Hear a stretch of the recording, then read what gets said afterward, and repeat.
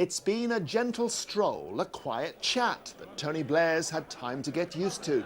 He's seen off more opposition leaders in 10 years at the top than any Prime Minister for a century.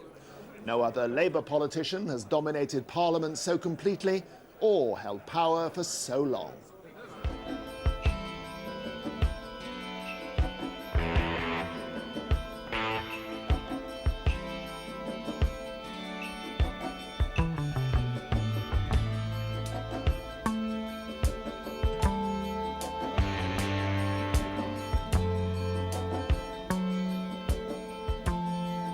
Hello. Tony Blair's career has stretched over 25 years, from the smiling young hopeful of the Beaconsfield by-election to the grim-faced war leader facing the mounting carnage in Baghdad, which has blighted much of his premiership. But Iraq's only part of the story of a formidable parliamentary performer, someone the Tories had no answer to. And there's a fascinating conundrum here that we'll be considering in this programme. Tony Blair mastered the Commons. He wooed it, persuaded it, he cajoled it, teased it and made it laugh. Sometimes he even inspired it. How could he do all that while apparently caring so little for the place or its traditions? But to begin at the beginning. It is spring 1982 and Tony Blair is fighting a hopeless by-election in the shadow of the Falklands conflict. The doyen of BBC Blair watchers, Michael Cockerell, was on hand to record a historic event. Rather a large majority, isn't it, against well, it's quite a job, you know. Michael Foote arrived in Beaconsfield last weekend, knowing that even without the Falklands conflict, the Labour candidate, Tony Blair, faced the toughest of tasks. Yeah, it was nice to see them. It was nice to see them. Yeah. Tony Blair's press secretary says that he's exactly the kind of young man that any Beaconsfield mother would be delighted to welcome as her daughter's escort to the young Conservative dance. Nice smile, hasn't it? That nice smile had impressed his party leader too. We're very proud of him indeed, and we're very proud of everything he's been saying here. And whatever the result, we believe that he's going to have a very big future in British politics. Prophetic words. Blair lost his deposit in true blue Beaconsfield, but was still smiling. Within a year, he'd be Labour's youngest MP, joining newly elected colleagues to tell the BBC over a pint that his party had to change. The image of the Labour Party has got to be an image that's more dynamic, more modern, more suited to the 1980s. I don't actually think it's nearly so much a matter of right and left as people make it out. What I do think is that it's a matter of style. And Tony Blair's style was modern and informal as he crisscrossed his northern constituency of Sedgefield, listening to the problems of constituents. Hi, nice to see you. And safe in his Labour heartland, the young Blair wasn't afraid to mention in his Commons maiden speech the dreaded S word. I'm a socialist not through reading a textbook that has caught my intellectual fancy, or even through unthinking tradition, but because I believe that socialism, at its best, most corresponds to an existence that is both rational and moral. It stands for cooperation, not confrontation, fellowship, not fear. And it stands for equality, not because it wants people to be the same, but because only through equality in our economic circumstances can our individuality properly develop. He was rapidly promoted to the shadow cabinet, and when the Commons let the cameras in, Tony Blair was already an accomplished performer as he crossed swords with another rising star. This bill will extend personal liberty against the closed shop and safeguard jobs and prosperity against the threat of unofficial industrial action. This is a shabby, ill-thought-out and bigoted measure. But most of all, it is wrong because it looks back, not forward, because we cannot address, yes, we cannot address the challenges of the future through the prejudices of the past. When John Smith died suddenly 4 years later, it was the young Tony Blair who became Labour leader. And with a Tory government bitterly divided over Europe, the new man was taking no lectures from John Major. Perhaps, Madam Speaker, he would like to tell me whether he has received the support of the 50 MPs who defied his front bench over Maastricht. Madam Speaker, there's one very big difference. There's one very big difference. Yeah. Oh, no, there's one very big difference. I lead my party, he follows his.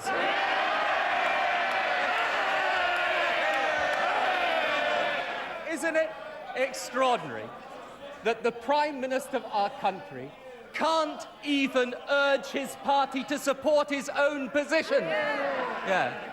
Weak, weak, weak. And when the election came, the result was inevitable. Tony Blair entered Downing Street to a triumphant reception, the first Labour Prime Minister elected in a generation. By now, Tony Blair was already a formidable parliamentary opponent, and with a massive majority in the Commons, he soon became the indisputable master of the House. Highly skilled at political knockabout, he could be ruthless at any sign of weakness in his opponent. It might be setting a trap for the next Tory leader, William Hague, clearly unaware of the secret deal agreed behind his back on Lord's reform. Or shouting down the opposition with a manic mantra of Labour's achievements, impressing Johnny Foreigner with an oratorical tour de force, or finding the right words in times of crisis. And it was a new Prime Minister exuding confidence and full of optimism who outlined Labour's first programme for government. I am deeply honoured to speak to the first Queen's speech put to Parliament and to the British people for over 18 years by a new Labour government. And there will be one other difference. This government will keep its promises. On education, they find that an extraordinary proposition to advance. They find that they are startled that anyone should say such a thing. On education, on health, on jobs, on crime, on the economy. The people's priorities are our priorities, the people's concerns, our concerns. Radical, modern, and very definitely New Labour. And New Labour meant cutting deals, like removing most hereditary peers. But the top Tory who'd agreed the deal, Lord Cranborne, hadn't told his boss. Blair pounced. Perhaps he will now tell us, does he disown the deal made by the leader in the House of Lords, or does he agree with it? I think we should be told. No deal has been made with the Conservative Party. What we know, Madam Speaker, is that the Prime Minister intends to turn the House of Lords into a house of cronies. Look, I can't prevent the right honourable gentleman engaging in what is a kamikaze mission on his side. All I can say to him is that even his cronies in the House of Lords agree with me that it's better to try and get this to try and get this reform through. The Tory stance on Europe got the Blair treatment too. The Conservative Party policy, which is to renegotiate the basic terms of the Treaty of Rome and then block any change unless they're allowed to do it. And there's no support anywhere for that in Europe. Well, let them name one other country. They can shout it out. They've done enough shouting. Name one other country in Europe that supports it. Right? There isn't one. They would be forced. Norway isn't a member of the European Union. Another year, another Tory leader, but much the same response. Always the same with this government. No one takes responsibility, no one apologises, no one resigns. If he asks us what we will take responsibility for, I'll tell him what we'll take responsibility for. The strongest economy for decades with the lowest inflation and interest rates, the lowest unemployment in the Western world, 1.25 million extra jobs, the best ever primary school results the country's ever seen, more teachers, more nurses, and the record sustained investment in the National Health Service. And in addition, the minimum wage, banning handguns, banning landmines, extra money for aid and development, and constitutional reform. Yes, Mr. Speaker, there's a lot we can take responsibility for and be proud of. Let me say this to the Prime Minister. I intend, if elected, to serve a full term of office. Does he? I have to say to the right honourable gentleman that since I've been Prime Minister, it's not Prime Ministers that have gone, it's leaders of the opposition. So here was a Premier who could talk the talk, even in the French Parliament. Nous devons respecter une discipline prudente et stricte en matière de politique financière et monétaire dans le cadre de systèmes ouverts et transparents. La gestion de l'économie n'est ni de gauche ni de droite, elle est bonne ou mauvaise. Impressive. And back at Westminster, Tony Blair often found the words to reassure or inspire in times of crisis. We will not forget the horror of Omar. But I say this to those that perpetrated that outrage. You sought to wreck the agreement, and you failed. You sought to divide the community, and you failed. You sought to win new support, and you failed.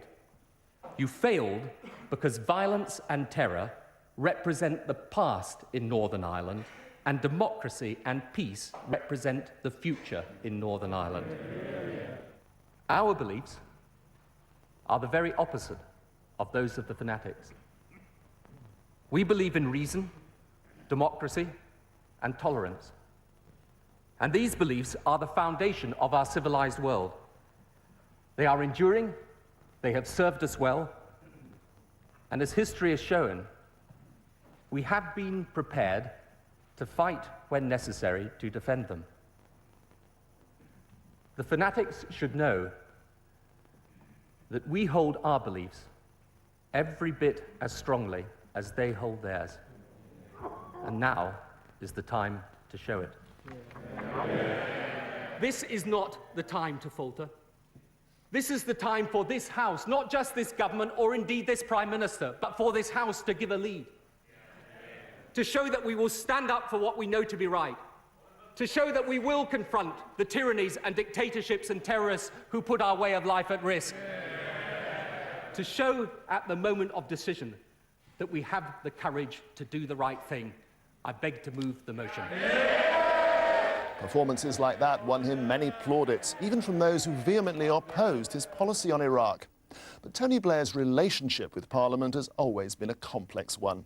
The place isn't in his bloodstream, as one Labour veteran put it. He's appeared impatient with its cherished traditions and even its insistence on being consulted. Tony Blair spends little time in the Commons, and he has the worst voting record of any British Prime Minister. There have been major reforms, like removing most hereditary peers, as we've seen, and the precedent set by the vote on Iraq, that MPs should have a say before Britain goes to war. But many MPs believe Tony Blair's failure to understand Parliament has weakened his premiership. Things started brightly enough. Labour's election brought more than 100 women MPs with it. The Blair babes changed the complexion of Parliament for the better. But Blair's instant decision to replace 2 weekly sessions of Prime Minister's questions with just one caused outrage. Surely this is something that should be debated on the floor of this chamber. It jeopardises the rights of backbenchers on both sides of the chamber. There are many of us who feel angered at the lack of consultation about the changes. The rota is not governed by any standing order. It is not, therefore, a matter with which I, as Speaker, can interfere. My consent was therefore neither sought nor was it given. That is all. Order! And a new Tory leader led mounting criticism that Blair was showing contempt for the rights of Parliament. This government has done more than any other in living memory to create a Parliament that bows and scrapes to ministers, that nods through complicated and important legislation with only cursory investigation, that lets departments get away with poorly drafted and ill-thought-through laws. When you think on his first occasion of calling a debate as the leader of the opposition, it could have been jobs or the economy or schools or hospitals or even crime. But I don't know whether they're all talking in his pubs and clubs about pre-legislative scrutiny, but not in mine. But the former Prime Minister had his own warning. Today, this House and those of us who are privileged to be sent here to serve in it are held in less regard by our electors than I can ever recall. I believe we must begin to end the perception that any government with a large majority and an efficient whip's office is a 5-year elected dictatorship. That frustration boiled over at a ham-fisted attempt to sack 2 strong-minded chairmen of the parliamentary committees that scrutinise government. I do not undermine my government by suggesting that they are not, like the Pope, infallible. I do not undermine the role of independent secretaries of state if I dare, as a committee member, with other committee members, to produce a report which looks in detail at what they do. What we do on the select committees matters. It was billed as a free vote, but the government was still humiliated as MPs threw out moves to sack their two colleagues. The ayes to the right, 232. The noes to the left, 301. So, a rare victory for Parliament. And in a major change of heart, Blair later agreed to face senior committee chairman for a regular grilling. Allenby. It seems a good time to ask the Prime Minister, will you change the role of Prime Minister in ways which would outlast you? No, I think everyone does it in their own way, and my general view of this is that you're accused of one of two things. You're either accused of being dictatorial or you're accused of being weak, and you kind of pay your money and you take your choice with that. Occasionally, both at the same time. But there was no sign of weakness as Blair forced through a ban on fox hunting, despite bitter opposition. When the bill was thrown out by the new slim-look Lords, assisted by Lady Thatcher, Blair used the Parliament Act to force it through, ignoring angry protests outside.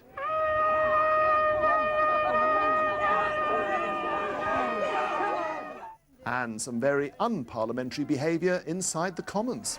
Sitting suspended. Sitting suspended. Sitting suspended. Well, that extraordinary invasion of the Commons by pro-Hunt protesters led to a further tightening of security. But there have been moments of light relief too.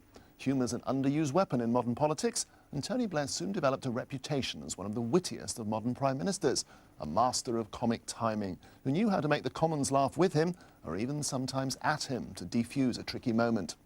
Conservatives got a very early glimpse of this talent in the very first prime ministerial speech, as a leading Tory Eurosceptic tried to intervene. Well, sincerely congratulating the right honourable gentleman on his new job. Will he resign it if at Amsterdam he finds himself having to transfer massive powers from this country to the government of Brussels? You know, I think it's a little bit early to be talking resignation yet, but anyway. If the right honourable gentleman congratulated me, I would like to congratulate him, and indeed several of his honourable friends, for the magnificent part they played in our victory. But a blizzard of quick-fire questions could flummox even Blair. And all I can tell him, in respect of the other policy issue he asked about, which I'm afraid has now just slipped my mind, which was to slip your minds too. What was it? No, the economy was the last one. What was the bit he's just done now? What was it? Hospital cleanliness, yes. And Simon Hughes and Sir Ming Campbell faced merciless teasing as they vied to become the new Liberal Democrat leader. His Liberal Democrat Party, well, not his Liberal Democrat Party, but the Liberal Democrat. Let's not be presumptuous, but the Liberal Democrat Party has opposed every single... Well, he's shaking his head. They have done. Well, it's a U-turn then. It's good. Which one is it? Well, I think if he's going to back our reform, I'm going to start backing him rather than the other one.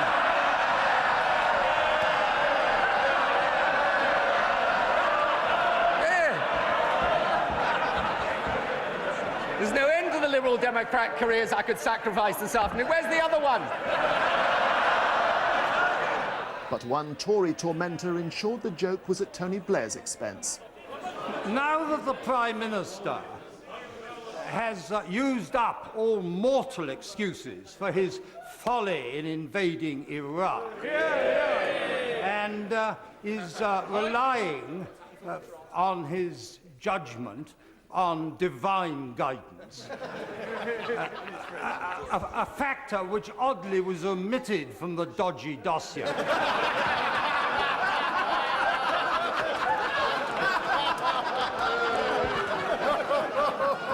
Will he tell us which archangel is now beckoning him towards southern Afghanistan? Well...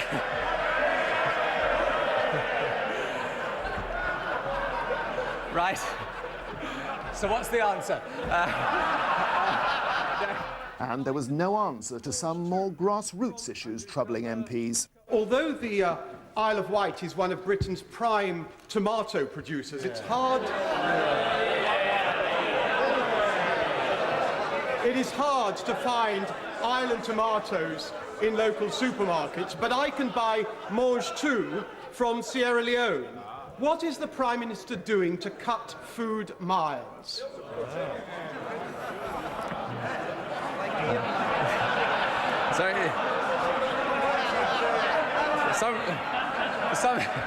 For some reason, the mange tout section has been left out of my brief, and I apologise. To be absolutely frank, I don't know. So I'm going to have to write to him on the subject. I'm sure, but let me just say, I'm sure we are doing something. Graham Allen. But there was less to smile about, as that easy optimism was undermined by growing signs of resentment and rebellion in Labour ranks. There were mounting doubts on the evidence used to justify invading Iraq. And despite its huge majority, the government only scraped home in key votes on health and student fees, and even suffered its first defeats. Blair was forced to rely on Tory support, not just on Iraq, but to salvage his flagship education reforms and to renew Trident. The Prime Minister's detachment from Parliament, his lack of attention to wooing his party, may help explain what went wrong. And the loss of key cabinet allies like Peter Mandelson, forced to resign twice, left him increasingly isolated. To reappoint in September 1999 a disgraced minister 10 months after he was forced to resign in breach of every convention and precedent was a demonstration of the arrogance with which the Prime Minister wields his power. The Right Honourable Gentleman has been central to everything the Prime Minister has done. It was the Right Honourable Gentleman who picked him out. The Right Honourable Gentleman who briefed the press for him. The Right Honourable Gentleman who stabbed the Chancellor in the back for him. The Right Honourable Gentleman who spun all of his campaigns for him. I did make it clear that if people did something wrong, then they would pay the penalty. And my right honourable friend has paid the penalty. That is true. But the Iraq War brought bigger humiliation as increasing doubts and questions began to undermine Tony Blair's initial certainty. The intelligence picture they paint is one accumulated over the last 4 years.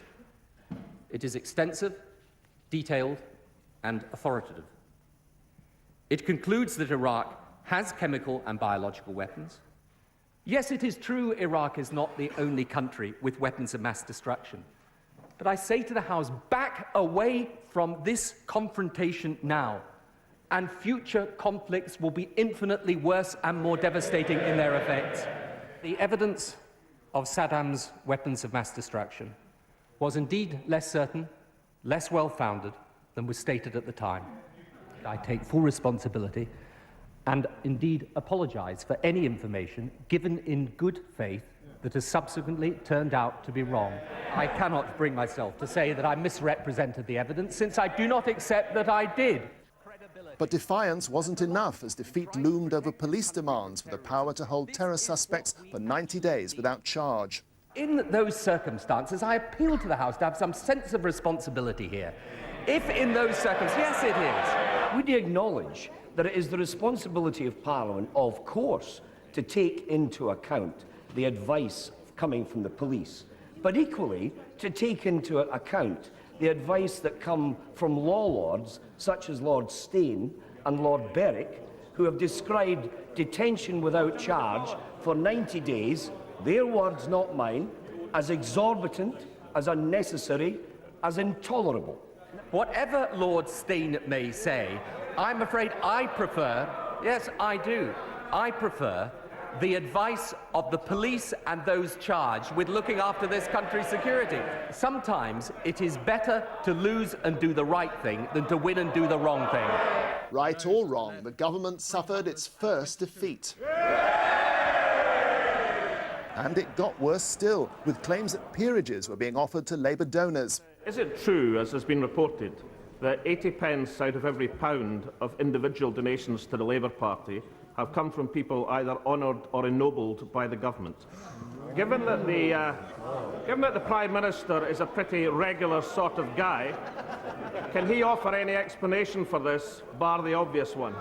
The only reason why people know how much money is actually given to political parties, including his own political party, is because we, for the first time, published the names of donors. And even the Prime Minister had to help the police with their inquiries, to Tory derision.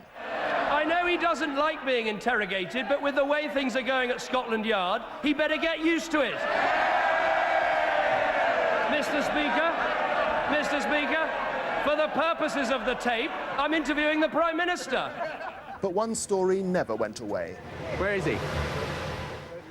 They looked friendly enough for the cameras at the last election, but the smouldering feud between the Prime Minister and his ambitious would-be successor, Gordon Brown, overshadowed Tony Blair's premiership and even influenced when he's retiring.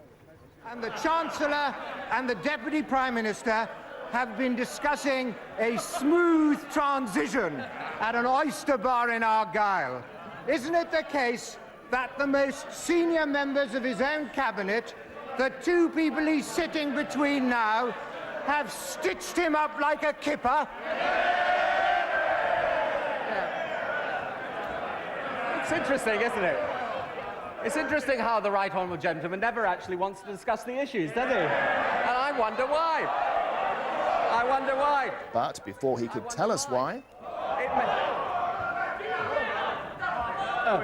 Order. This House is now suspended.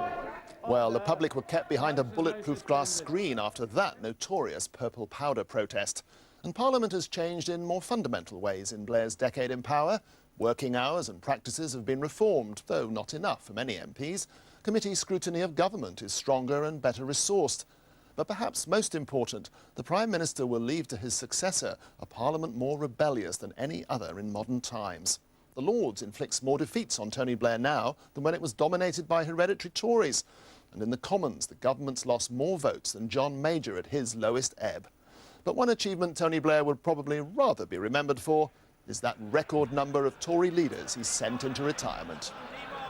I would simply like to wish him well, as I'm sure the whole House will, in retirement, and to say that however strong our clashes, he always behaved with very good nature and dignity. I'm grateful to the right honourable gentleman for his graceful remarks at the outset of his reply, but perhaps not very enlightened by the rest of his reply. Debating with him at this dispatch box has been exciting and fascinating and fun and an enormous challenge and, from my point of view, wholly unproductive. Well, Mr. Speaker, I've asked the Prime Minister this question 18 times. Fat lot of good it's done me, frankly, over the last 2 years.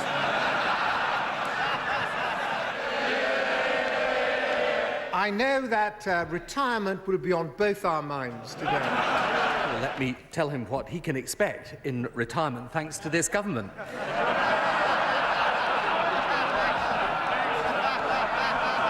There is the winter fuel payment. There is the council tax rebate. Well, it's such an enticing prospect, Mr. Speaker, that I expect the Prime Minister will want to join me very shortly. Isn't the problem, though, that the only retirement the Chancellor's planning for is the Prime Minister's? It's only our first exchange, and already the Prime Minister is asking me the questions. This approach is stuck in the past, and I want to talk about the future. He was the future once.